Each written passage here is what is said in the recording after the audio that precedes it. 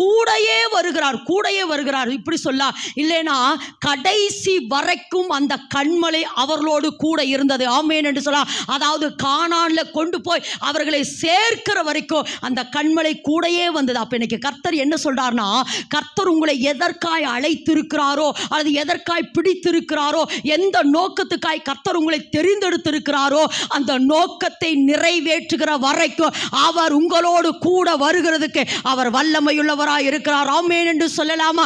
ஒருவேளை இஸ்ரவேல் ஜனங்க வனாந்தரத்தில் நடந்த பொழுது கர்த்தர் அவர்களுக்கு எப்படித்தான் இருந்தாரு? மேக ஸ்தம்பமாய் இருந்தார். இரவிலே நடந்த பொழுது இஸ்ரவேல் ஜனங்களுக்கு தேவன் எப்படி இருந்தார்? அக்னி ஸ்தம்பமாக இருந்தார். செங்கடலில் நடக்கிற பொழுது கர்த்தர் செங்கடலை பிளந்து கர்த்தர் அற்புதத்தை செய்தார். எரிகோவுக்கு வந்த பொழுது எரிகோவை இடித்து அவர்களுக்கு அற்புதத்தை செய்தார். யோர்தானுக்கு வந்த பொழுது யோர்தானிலே பிளந்து அவர்களுக்கு அற்புதத்தை செய்தார். இஸ்ரவேல் ஜனங்களுக்கு விரோதமாய் வந்த அமலேக்கியர், மோவாபியர், கானானியர், எபூ